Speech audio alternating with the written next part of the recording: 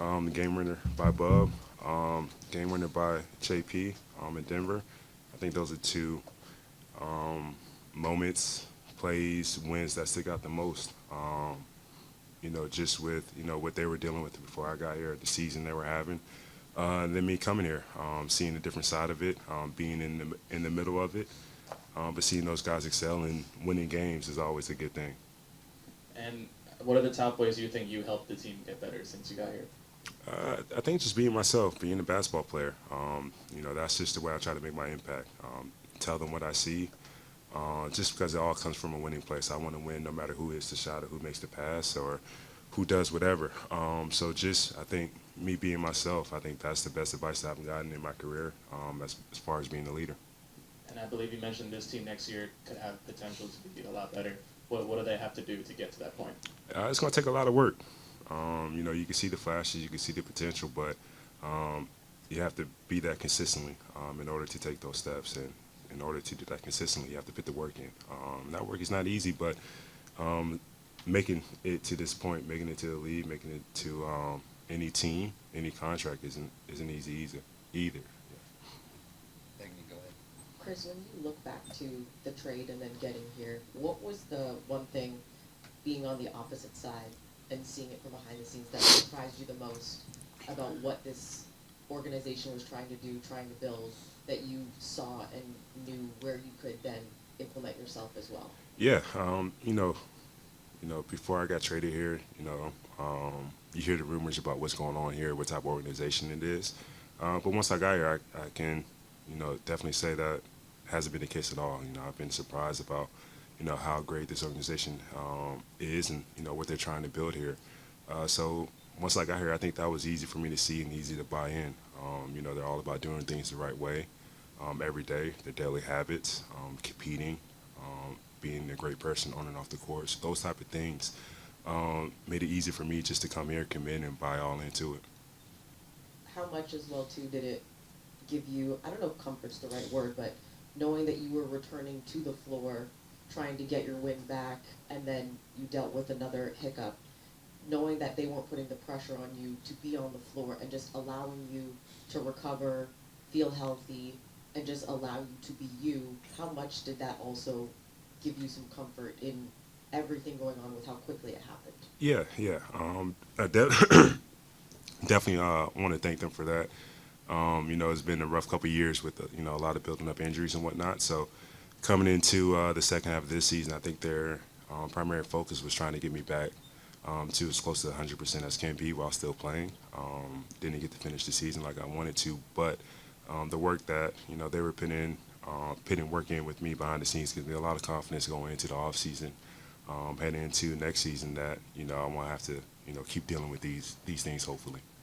When you look at the young group that you were surrounded by, how much did the young guys kind of bleed into you and bring back, I don't know if they brought you back some joy? It seemed like you were very jovial, especially the last maybe month of the season. It seemed like you had a different aura about you from when you first got here. How much of that kind of gave off to you as well, too? Yeah, I mean, credit to those guys. I mean, they welcomed me. They made sure that I was involved in everything, all the group chats, the activities and whatnot, and that made it a smooth transition. But these young guys are great. On and off the court, they're great people. They work hard. They listen. They want to learn. So when you add all those things up, I mean, it's hard to not enjoy being around these guys, and it's hard to enjoy not playing with these guys win and loss because they try to do things the right way. Sometimes you hear that winning culture precedes the actual winning. What have you noticed about the culture here that could lead to better records and better seasons down the road? It's just daily habits, just the way we work here. Every day it's try to find a way to be efficient, trying to find a way to get better, and learn the game. Take things seriously, be a professional. So all those things, you won't see them overnight, but day by day, year by year, you'll start seeing the results. It's not gonna be overnight. It always takes time, and you gotta have patience with this. I mean, there's not a lot of overnight success teams that go for worst record to playoff team or championship team the next year. So you just have to continue to stay with the process of working and buying in and knowing that you're going to fail, and those failures are going to be great for you because it's a learning experience. And obviously, the team's got a lot of young guys, a lot of rookies. Is there anyone or anything that took you by surprise or stood out once you got in the building? I would just say their development. I mean, I think as the season, you guys probably saw them get better all season long, but I definitely saw the jump just from the moment I got here up until last night. So that's promising. That's exciting to see, and that's what you want as a teammate and being on a team where you can see the improvement as a team and from each player individually. What did you see from the team culture when you got here, and how do you think it changed over the couple months that you were with the team? I don't think it changed when I got here. Their culture was, like I keep saying, we're going to do things the right way. We're going to work. We're going to try to win games. We're going to play the right way. Win or loss, we can live with that as long as we did what we were supposed to do.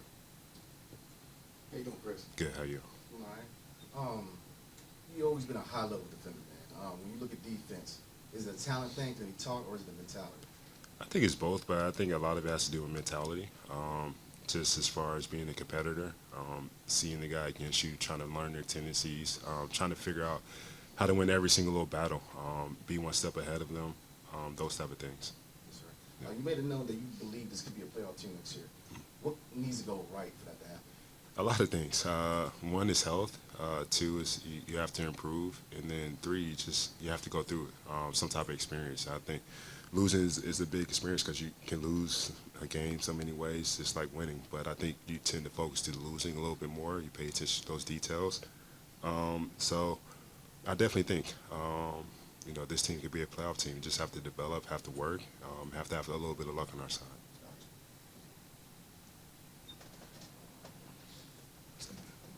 Khris, personally, what are your on-court priorities for the off-season in terms of the areas in which you're going to work and the areas of your body that you're going to pay attention to? Yeah, I think overall for weight rooms is always continue to get stronger. As you get older in age, you have to figure out how to keep your body as fit as possible. So those are two main points for me in the off season. As far as off the court, and on the court is always just trying to find ways to improve, trying to figure out what I can add, and just become a more efficient player. That's something that I've always strived to be, just an efficient offensive player for sure.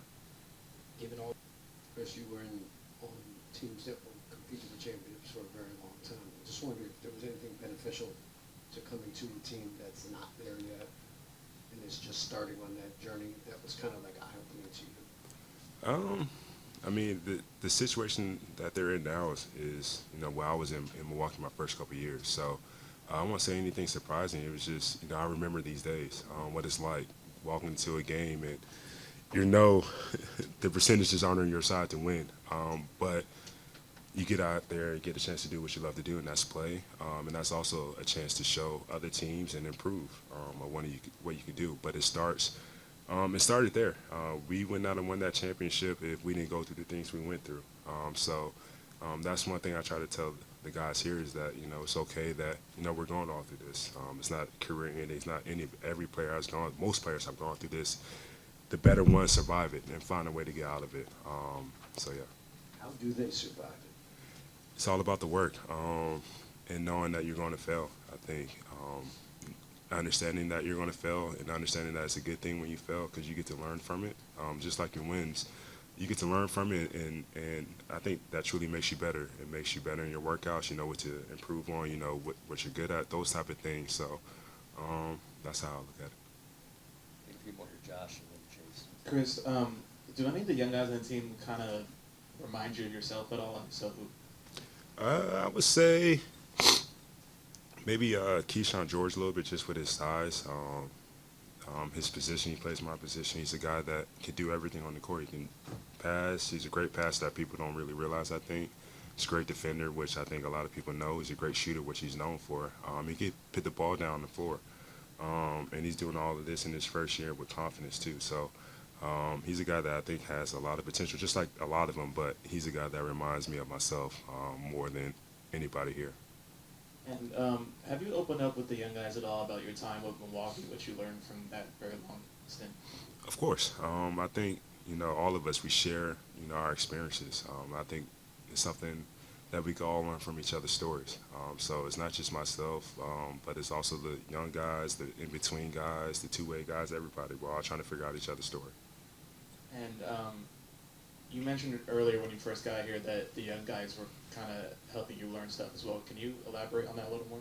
Yeah, I mean, that's more of, the system, how things operate, in the building, for one, then on the court, plays, positions, movement, just trying to be on the same page, knowing that, sometimes when they're stuck, they need an outlet somewhere. There's basketball things. So I don't know those things because I haven't been here, so I need those guys to kind of help me out with that.